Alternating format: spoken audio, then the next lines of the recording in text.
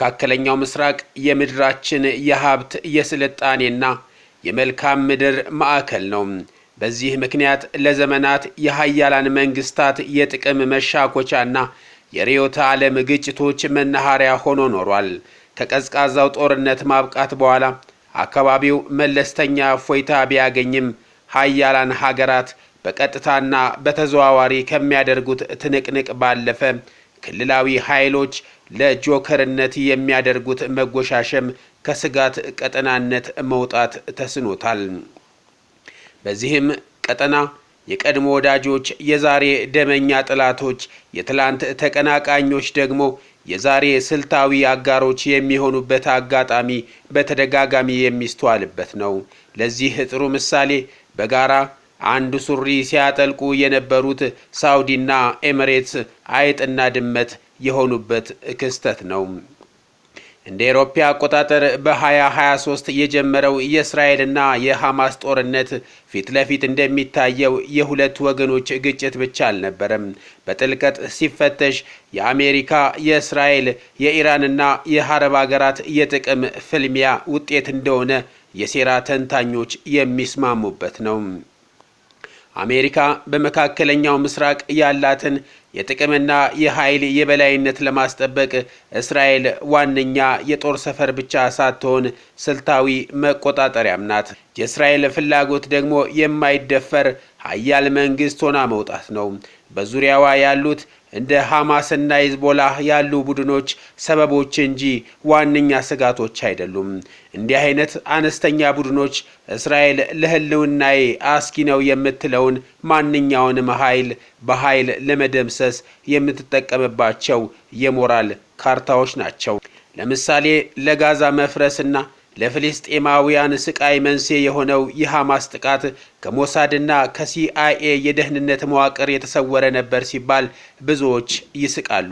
በእርግጥም በየዓመቱ 3 ቢሊዮን ዶላር በጀት የሚመደብለት ከ7000 በላይ የሰው ኃይል ያለውና በመርፌ ቀዳዳ ግመል አሾልኮ ይሰልላል የሚባለው ሞሳድ መረጃ አልነበረውም ማለት የክፍለ ዘመኑ ትልቅ ቀልድ ነው።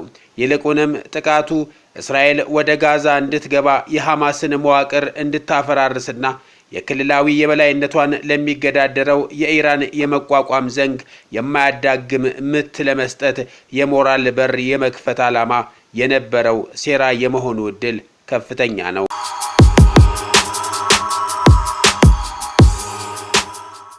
አሜሪካና እስራኤል በሶሪያና በኢራቅ የሚገኙ የኢራን ይዞታዎችን በመምታት ግጭቱን ወደ ኢራን ደጃፍ ለማስጠጋት የሄዱበት ርቀትም ሴራውን ይበልጥ ግልጽ ያደርገዋል። ሐማስና ሂዝቦላና ሁቲን መምታት መንደርደሪያ እንጂ ዋና ኢላማው ኢራን እንደነበረች ብዙዎች ያምናሉ።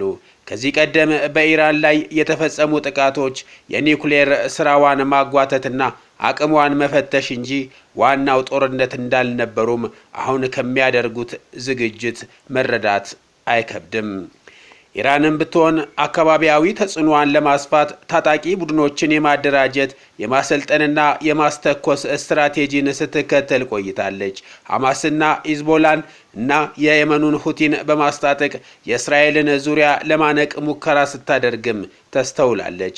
በዚህ የጥቂቶች የሚመስል ትንቅንቅ ውስጥ ነጋቸውን አርቀው የሚያስቡ በርካታ ተሳታፊዎች አሉ። አንዷ ሳውዲ አረቢያ ናት። ሳውዲ በየመን ከሁቲ ጋር ስታደርገው የነበረው ጦርነት ከደህንነት ስጋት ባለፈ ሁለት ግቦች ነበሩት። አንደኛው ኢራን የመካከለኛው ምስራቅ ሀያል ሆና እንዳትወጣም ማዳከም ነው። ሁለተኛው ደግሞ እስራኤልን እንዲከብ በኢራን የተደራጀው የሁቲ ኃይልን ማጥፋት ነበር። ለዚህም ነው አሜሪካ በግልጽ እስራኤል ደግሞ በስውር ድጋፍ ሲያደርጉለት የነበረው።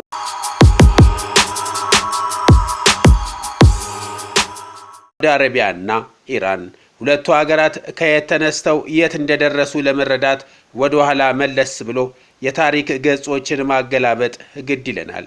በአሜሪካው ፕሬዝዳንት ሪቻርድ ኒክሰን ዘመን ኢራንና ሳውዲ አረቢያ በአንድ ወቅት በመካከለኛው ምስራቅ የአሜሪካ የቅርብ አጋርና ቀኝ እጅ እርስ በርስም ጥብቅ ወዳጆችም ነበሩ።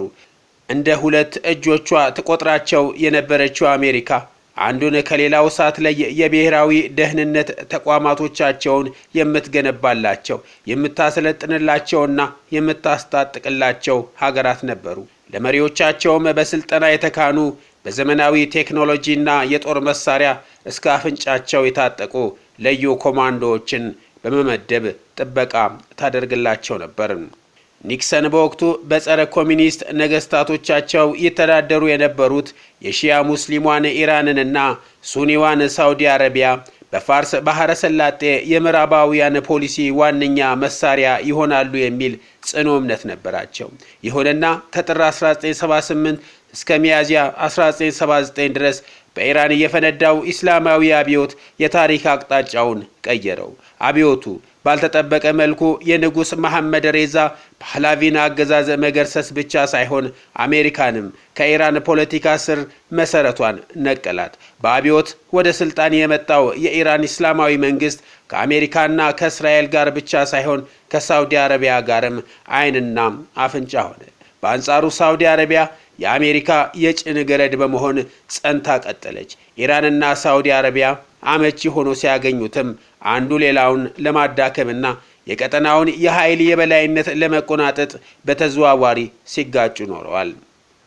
የመጨረሻው በየመን ሳውዲ በቀጥታ ኢራን በቅኝ አዙር በሁቲዎች የተጋጠሙበት ጦርነት ነው። ከዚያ ቀደም ሲልም በሶሪያ በተካሄዱት ጦርነቶች ሁለቱም ረጃጅም እጆቻቸውን አስገብተው የሚችሉትን ያህል ፈትፍተዋል። ይሁን እንጂ በቱርክ ከተፈጸመው የጋዜጠኛ ጀማል ካሾጊ ግድያ ጋር በተያያዘ የባይደን አስተዳደር በሳውዲ ባለስልጣናት ላይ ማዕቀብ መጣሉና ጫና ማድረጉ ሀገሪቱን አስቆጥቷል። ሳውዲ መቆጣት ብቻ ሳይሆን በየመን በቀኝ አዙር ስትዋጋት ከነበረችው ኢራን ጋር በቻይና አደራዳሪነት ለመታረቅ በቃች። ይህ ክስተት ለአሜሪካ ትልቅ ድንጋጤ ከመፍጠሩም ባለፈ ሳውዲን በሁለት የእሳት ነበልባሎች መካከል እንድትጣድ አድርጓታል። ሆኖም ግን የሳውዲ አረቢያ የደህንነት ዋስትና በአሜሪካ እጅ መሆኑና አሜሪካም ከሳውዲ የተሻለ ስትራቴጂካዊ ጠቦት ስለማታገኝ ቅራኔያቸው ተድበስብሶ አልፏል። በተለይም ትራምፕ ወደ ስልጣን ሲመለሱ ግንኙነታቸው እንደተጣሉ ፍቅረኞች ታድሶ ወደ ቀድሞ ሙቀቱና መላላሱ ተመልሷል።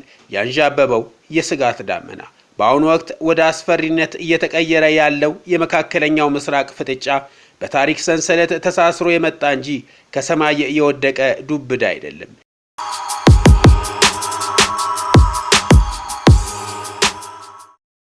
ፊት ለፊት የሚታየው የኢራን የኒውክሌር ፕሮግራም ስጋትና የሰብአዊ መብት ጉዳይ ቢሆንም የማይታየው ትልቁ ምስል ግን የኢራን ቀጠናዊ ተጽዕኖን አዳክሞ ወደ ቀደመው በረቷ መመለስ ነው። በዚህ ሂደት ውስጥ በርካታ የአረብ ሀገራት በሁለት ቢላዋ እየተጫወቱ ነው። በየሚዲያው በኢራን ላይ የሚፈጸም ጥቃትን አንደግፍም የሚሉ የኢራንን የበቀል እርምጃና የህዝባቸውን ተቃውሞ በመስጋት እንጂ ከልባቸው አይደሉም። ልባቸው ያለው ደህንነታቸውን ከምትጠብቅላቸው አሜሪካና ከኔታንያሁ እስራኤል ጋር ነው። ነገር ግን የኔቶ አባሏ ቱርክ በኢራን ላይ ጥቃት እንዳይፈጸም ተግታ እየሰራች ነው። የአሜሪካ ፍላጎት የተፈጥሮ ሀብት መሆኑን የሚያውቁት ፕሬዝዳንት ኤርዶጋን ትናንት ምሽት በሰጡት መግለጫ የአሜሪካ ካምፓኒዎች የኢራንን የነዳጅ ሀብት እንዲያለሙ ሐሳብ እስከ ማቅረብ ደርሰዋል። ቱርክ ለዚህ ግልጽ ምክንያት አላት። ኤርዶጋን ለአሜሪካና ለእስራኤል አይላላኩም፣ ይልቁንም በጽናት ይቃወሟቸዋል። ቱርክን በፍጥነት እያዘመኑና ከሩሲያና ቻይና ጋር ግንኙነቱን እያጠናከሩ መሆናቸው በምዕራባውያን ዘንድ አይወደድላቸውም። እንደ አውሮፓ አቆጣጠር በ2016 የተሞከረባቸው መፈንቅለ መንግስትም በአሜሪካ የተቀናበረ እንደሆነ ደጋግሞ ተናግረዋል። ከላይ የተጠቀሱት ነባራዊ ሁኔታዎች ሲተነተኑ አሜሪካና እስራኤል ኢራንን ካደቀቁ በኋላ ቀጣይ ተረኛ ቱርክ ልትሆን እንደምትችል መገመት ብልህ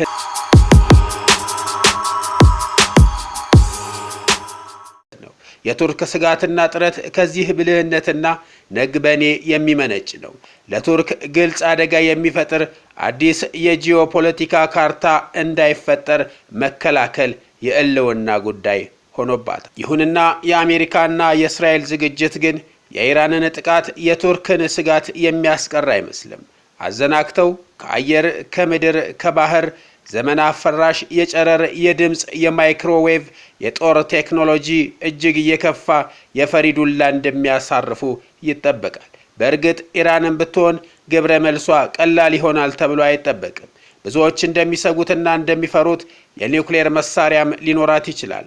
ይሄም ባይሆን በቅርቡ በእስራኤል ላይ ከፈጸመችው ጥቃት በእጅጉ የፈረጠመ የመከላከልና የማጥቃት ዝግጁነት እንደሚኖራት የሚጠበቅ ነው። ይህ ያንዣበበው ከባድ ፍጥጫ ብዙ ባለድርሻዎችን ጎትቶ ተዋንያን ሊያደርጋቸው እንደሚችልም የሚጠበቅ ነው። ሩሲያና ቻይና እንደ ቬንዙዌላ በቃላት ያልፉታል ተብሎ አይጠበቅም። ቢያንስ ምዕራባውያን በዩክሬን እንደሚያደርጉት ለኢራን መከላከያና ማጥቂያ ማቀበላቸው አይቀርም። ወታደራዊ ጥንካሬዋን በከፍተኛ ፍጥነት በማፈርጠም ላይ የምትገኘው ቱርክን ብትሆን ቁጭ ብላ ዝንቧን እሺ እያለች ተጠብቃለች ማለት ስህተት ነው። በአጠቃላይ በመካከለኛው ምስራቅ ያንዣበበው የስጋት ዳመና የዓለምን ኢኮኖሚና ሰላም ከመሰረቱ የማይቀይርበትና የሶስተኛውን የዓለም ጦርነት መነሻ የሚሆንበት እድልም ሰፊ ነው። ለመረጃው ጸሐፊውን ተስፋዬ ኃይሉን እናመሰግናለን። አበቃን። ሰላም።